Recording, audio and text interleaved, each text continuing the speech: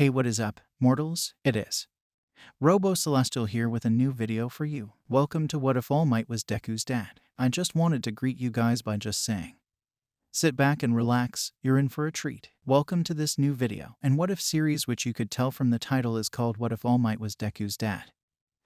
Then they'll lose their spots in the hero course to him and others who had to choose other tracks. Shinso basically declares war on Class 1 with others in the crowd doing the same as Bakugo just walks through ignoring them all, frustrating the mob further. After that, the crowd slowly disperses, making it so Izuku along with the rest of his class can leave, which they do immediately, ending their first day back at UA. Once Deku gets home, All Might arrives an hour later, and with Inko they sit their son down to have an important talk, where Toshinori mainly reveals to Izuku the true origins of One for All along with mentioning a villain named All for One and explaining his overwhelming quirk. These facts of course leave Izuku dumbfounded, trying to think how such a quirk can exist and only responding to ask follow-up questions to understand better. This is how he also finds out that his father's injury came from the very same villain that made One for All. With everything that Izuku just learned, along with some extra thinking, he's able to make a connection and asks his dad if All for One could have created the Namu from the USJ and if he's also Shigaraki's master. Which All Might nods his head with a worried look, replying, "I'm not sure. I thought he died during our last fight years ago, but considering that Namu had more than one quirk, I say it's an unfortunate possibility." This unsettles both Izuku and Inko, as a dead silence fills the room, but All Might breaks it with more worrisome info. "Izu-san, if All for One is alive, then you'll have to face him just like I did and maybe face the League of Villains itself. It won't be easy. In fact, it will probably be the greatest challenge of your life, but I'll do everything in my power to either take care of it before you have to or at least ensure you're ready if I can't. Either way, you have a big job ahead of you.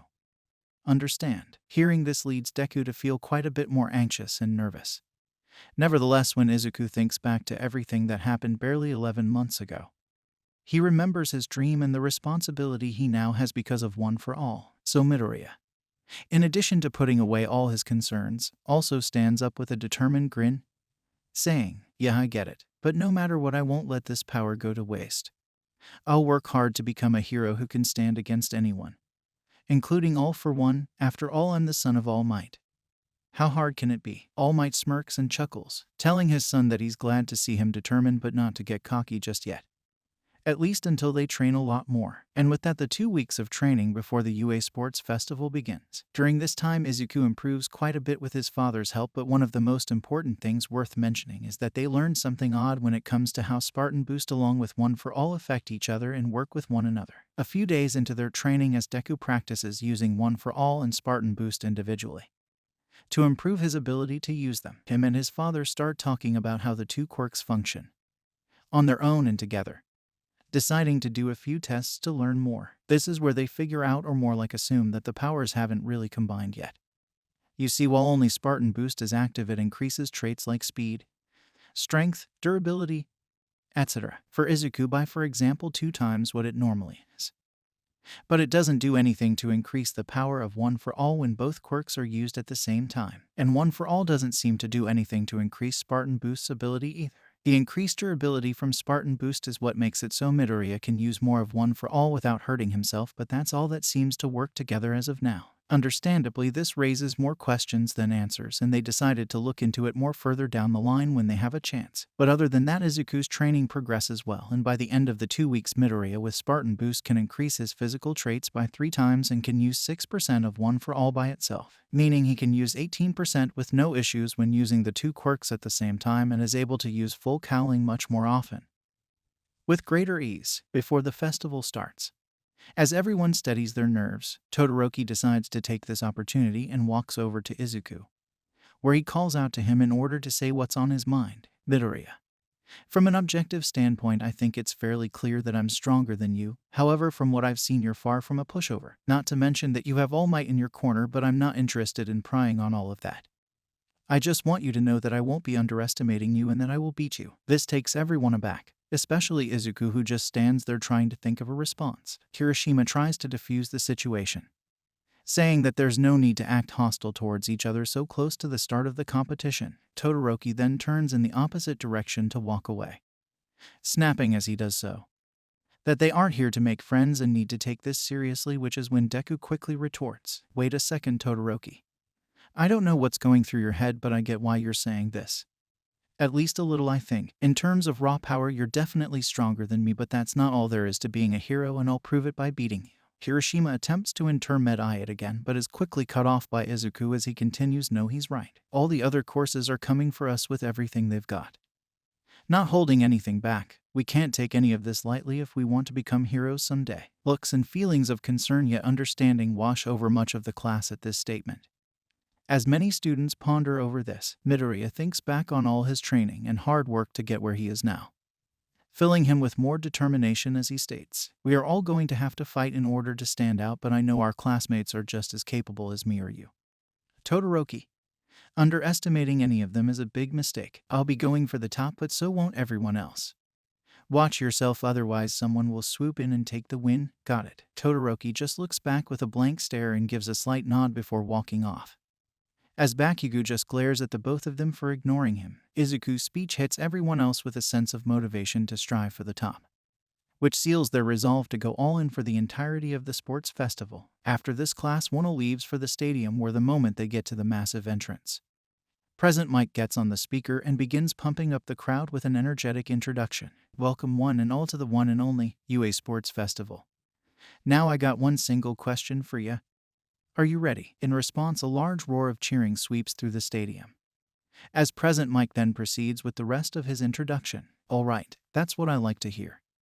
It's your coolest DJ around here, President Mike, and I'm here as your rocking lead commentator and announcer, but I'm also joined by first-year hero course teacher of Class 1B, Vlad King, as my esteemed backup commentator." This is when Vlad speaks up, saying that he's happy to be here and excited to see all the first-year students, mainly Class 1B, in action. President Mike takes this as his cue to start calling out the first-year classes, which he does with enthusiasm. "Well then, I guess we should move this show along and bring out our competitors to their big stage." The crowd cheers in agreement as Mike announces the classes, starting with the Hero Course 1A, which gains most of the attention as they walk onto the field, with 1B following soon after. Once President Mike calls out the other classes, he introduces Pro Hero Midnight as the chief umpire, which gets the kind of reactions that you would expect. Before anything else could be said, Midnight orders the stadium to quiet down for the student pledge and calls up Izuku Midoriya as the first-year representative. Everyone turns to look at Deku, who quickly feels the weight of thousands of eyes bearing down on him, understandably shaking his nerves, but he keeps his composure as he steps towards and onto the stage, even with his nerves still racking. Midoriya takes a deep breath to steady himself while his father, All Might, watches on from his seat in anticipation of what his son will say. When Izuku finally speaks, "Hello, it's a pleasure to be here competing in the UA Sports Festival today. It's something that I've been looking forward to ever since I first decided on going to this very school, but I'm not the only one. A lot of other people here have been waiting for this as well, with their own reasons." When Midoriya pauses, many of the students and spectators are a little lost but keep quiet as he continues. "You see, there are a good number of students in the other courses who want to prove themselves during this so they can get a chance to join the hero track or show off what they can do in their respective fields. I'm mentioning this because all of them are going to be giving everything they got during this festival, and I wanted everyone watching to know that this day isn't just about those of us in the hero course. It's about all the students of UA showing what we can do while giving a chance for others with any exceptional talents to reach their goals." This leaves everyone silent as Izuku takes another short pause before staring straight at all his fellow peers with a determined look and saying, "I swear, I'll be giving this all I have, and I can't wait to see what the rest of you can do. Let's make this a festival no one will ever forget and go beyond,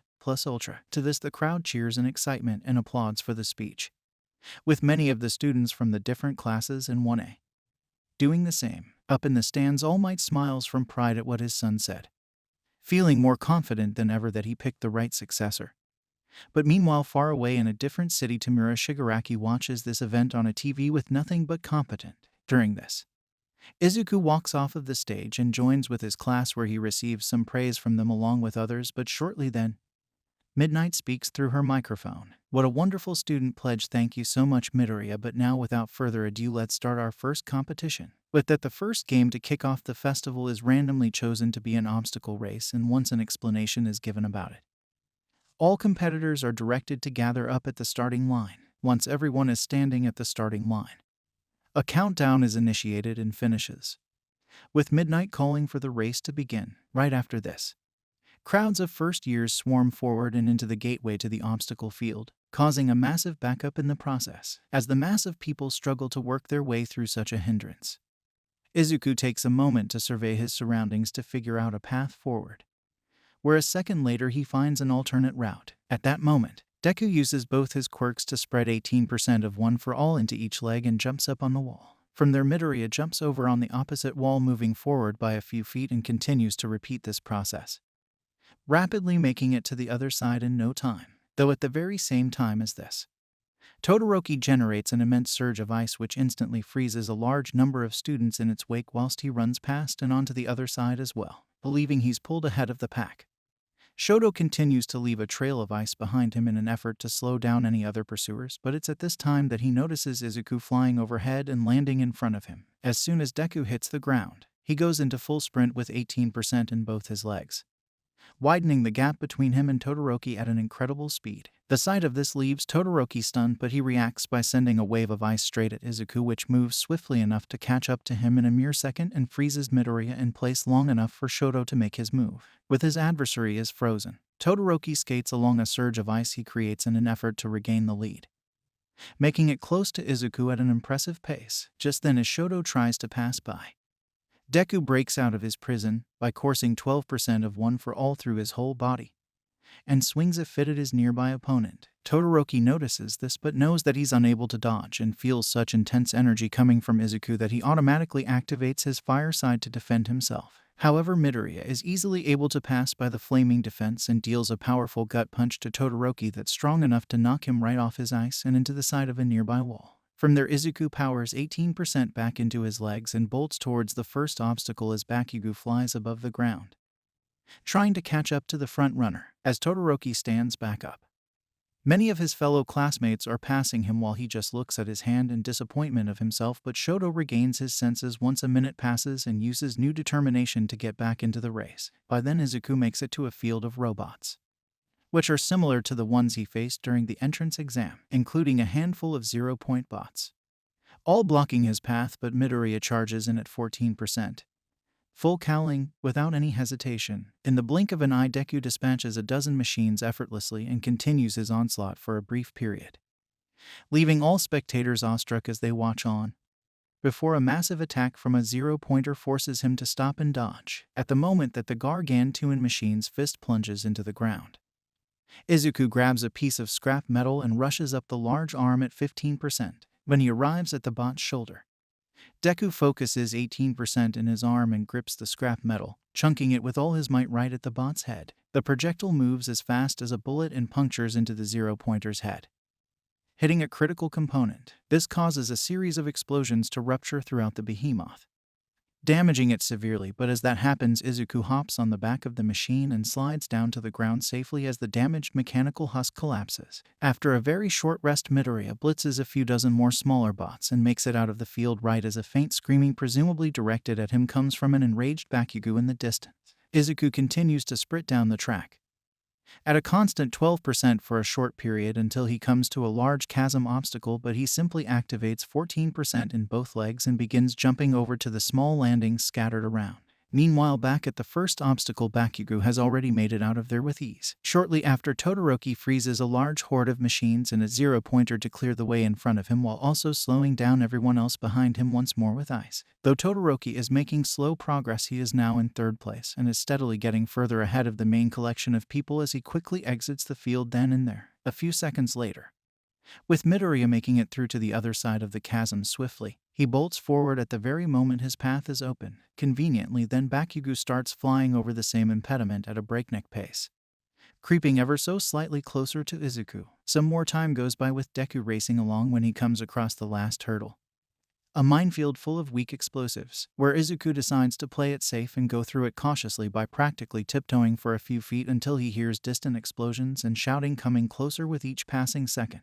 Upon looking back, Midoriya sees Bakugo approaching his location fast and realizes that he doesn't have much time to waste. So Midoriya forgoes safety and darts off using 18% in his legs to run straight through the minefield, which surprisingly goes pretty well. Now with Izuku's mad dash across a field full of explosives, he isn't able to avoid stepping on every single mine.